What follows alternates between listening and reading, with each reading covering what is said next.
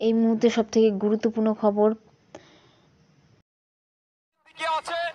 আপনাদের ভরসার party ISF আছে, আপনাদের অধিকার যারা হনন করছে, কোন বেটাকে আইনের মাধ্যমে তাকে কিভাবে বুঝে নেওয়া যায়, যে ভুল করবে তখন কি করবে, কোর্টকে যে জবাব দেবে, যে গরিবের হকটা মেরে তুমি কেন বাড়ি নিয়েছো সেটা কোর্টে যে জবাব দিতে হবে, তার ব্যবস্থা আমি সেই বড় লোকটাকে করে দেবো। এখান থেকে কলকাতা হাইকোর্টে তাকে টেনে নিয়ে যাব, ছাড় হবে না। আপনারা নিশ্চিন্তে থাকবেন, আপনাদের বলবো, সাথে সাথে আপনারা কি করবেন, শুধু অপেক্ষায় থাকুন, লিস্ট বার হওয়ার অপেক্ষায় থাকুন। কাদের বাড়ি এসেছে যদি দেখছেন যাদের বাড়ি পাওয়ার ক্রাইটেরিয়ার মধ্যে পড়েনি তাদের এসেছে, ওইগুলো নিয়ে এখানে আমাদের আছেন যারা দায়িত্বশীলেরা আছেন, বুথের দায়িত্বশীলেরা আছেন, তাদের মাধ্যমে, ব্লক কমিটির মাধ্যমে, জেলা কমিটির মাধ্যমে আমাদের কাছে পৌঁছে দেবেন। আমরা আপনাদের হয়ে আইনি লড়াই লড়বো এবং সাথে সাথে এটাও দেখবো কোন ভিডিও বা কোন প্রধান কার সয়ে বড় লোকটা বাড়ি পেয়েছে, তাকেও কলকাতা হাইকোর্টে হাজির করব, তার কাছ থেকেও কোর্টের মাধ্যমে জবাবদিহি করব। তুমি 30,000 40,000 কত টাকা নিয়ে গরিবের নামটা কেটে বড় লোকের নাম বসিয়েছো, সেটা কোর্টের মাধ্যমে তার কাছ থেকেও আমরা বুঝে নেব, তারও ছাড় হবে না। মাথায় থাকে যেন আপনাদের এলাকায় যারা যা করছে, শুধু অপেক্ষা থাকুন, ধৈর্য ধরুন, জবাব সময় দেওয়া হবে। ভাবতে অবাক লাগছে, আপনাকে আমাকে কি বলছে, যারা আমরা জানি না, সচেতন নয়, কি বলছে যে আবাস যোজনার বাড়ি দেব, আমাদের দলের ঝান্ডা ধর বলছে তো নাকি। কিন্তু আপনাদের জেনে রাখতে হবে, আবাস যোজনার বাড়ির টাকাটা মমতা ব্যানার্জি তার বাড়ি থেকেও দিচ্ছে না, আবার মোদিজি তার বাড়ি থেকেও দিচ্ছে না, আপনার আমার ট্যাক্সের টাকা থেকে আবাস যোজনা ঘুরে আসছে। আপনাকে আমাকে কি বলছে যে আবাস যোজনার বাড়ি পেতে পারিস, আমাদের মিটিং মিছিলের চ। আমি আপনাদের বলি, আপনারা আওয়াজ তুলবেন। প্রথম কথা, আপনাদের যার মিটিং মিছিলে যাওয়ার ইচ্ছা যাবেন, ওতে আমার কোনো বাধা দিবার নয়, আমি কেউ নয় বাধা দিবার। দেশের গণতান্ত্রিক রাষ্ট্র, ডেমোক্রেসি আছে, ডেমোক্রেটিক কান্ট্রি, আমরা ডেমোক্রেটিক ওয়েতে আমরা চলি। আমার যেখানে ইচ্ছা আমি সেখানে যাব, এটা হচ্ছে আমার রাইট, অধিকার।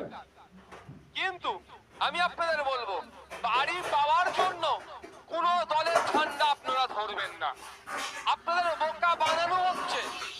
যারা বলছে বাড়ি পাওয়ার জন্য ঝান্ডা ধরতে হবে, তাদেরকে এতদিন প্রশ্ন ন করার জন্য তারা আপনাদেরকে ঝান্ডা ধরার কথা বলছে। আপনারা আওয়াজ তুলুন না। সংবিধানের 12 থেকে 35 নম্বর ধারাগুলো দেখুন, ওখানে বাসস্থানের কথা উল্লেখ আছে, মৌলিক অধিকারের কথা উল্লেখ আছে। তো আপনারা আওয়াজ তুলুন, বলুন, যারা বলছে ঝান্ডা ধরলে বাড়ি পাবে, মিটিং মিছিলে গেলে বাড়ি পাবে, তাদেরকে বলুন, মৌলিক অধিকারের মধ্যে পড়ছে বাসস্থানের অধিকার।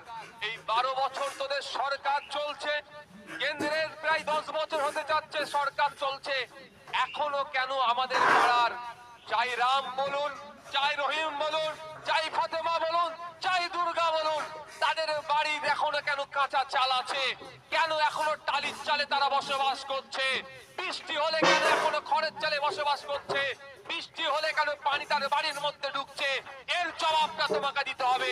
এই আওয়াজ একসাথে সকলকে তুলতে হবে। যদি আমরা একসাথে সকলে আওয়াজ তুলি যে আমার মাথার উপরে এখনো ছাদ হলো না কেন, তাহলে ওরা কিন্তু বলতে পারবে না যে বাড়ি দেবো, তাহলে মিটিং এ চলে কথা বলতে পারবে না। ওদের দায়িত্বের মধ্যে পড়ে আপনার বুথে যিনি গরিব মানুষ, যার কাঁচা বাড়ি থেকে বাঁকা বাড়ি করে দেওয়ার দায়িত্ব ওদের পড়ে। ওরা 12-13টা বছর দায়িত্বে আছে, এখনো পালন করতে পারছেন না, উল্টে কোশ্চেন না ওদেরকে করে, উল্টে আপনাদেরকে চাপিয়ে দিচ্ছে শুধু সচেতন না থাকার জন্য। সচেতন হন। আজকের পর থেকে এই বাড়ির জন্য যদি কেউ ঝান্ডা ধরার কথা বলে আপনাদেরকে, আপনারা বলবেন এই 12 বছরে কেন তোরা বাড়ি দিসনিস, এর জবাবটা আগে তোরা দে। এক বাক্যে আপনাদেরকে বলতে হবে, দেখবেন বলা বন্ধ হয়ে যাবে। আবাস যোজনায় বাড়ি কারা পাবে? তো পাকা বাড়ি লিস্টে তার আগে তত নাম, যে যত মাল দিতে পেরেছে লিস্টে আগের দিকে তত নাম। আর আমার এলাকার গরিব মানুষ, যার হয়ে বলার কেউ নাই, যার হয়ে কওয়ার কেউ নয়, যে কাটমানি দিতে পারছে না 30,000 40,000, 50,000 টাকা যে দিতে পারছে না তার বাড়ির নাম আসছে না। আমি আপনাদের বলবো হাউতাসার কোনো জায়গা নয়। আপনারা গরিব মানুষ অ্যাপ্লিকেশন করেছেন, অনেকে অ্যাপ্লিকেশন করেছে, নতুন যে লিস্ট বার হবে সেই লিস্ট একটু অপেক্ষায় থাকুন। নতুন লিস্ট বার হবে তো নাকি, একটু অপেক্ষায় থাকুন।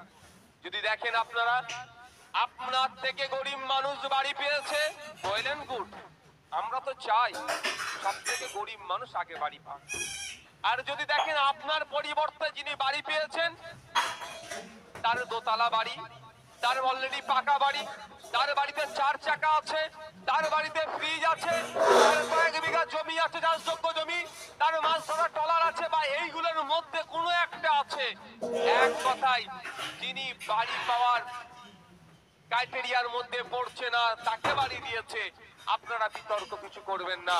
আপনারা অ্যাপ্লিকেশন করেছিলেন, তার প্রমাণপত্র আছে, আর আপনাদের পরিবর্তে যাদেরকে বাড়ি দিয়েছে তাদের এনরোলমেন্ট নাম্বার হয়তো একটা, ওই নাম্বারটা নেবেন, আর তার কি আছে জিনিসপত্র, তার ডকুমেন্টস হিসাবে ছবি আমাদের কাছে পৌঁছে দেবেন। কাজ আপনাদের শেষ।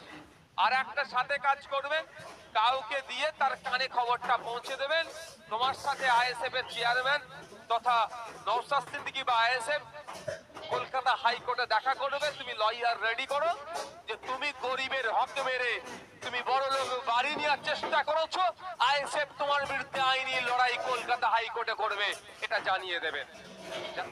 আইএসএফ শুধুমাত্র রাজনীতির ময়দানে আসেনি, ভোটের সময় আসবে,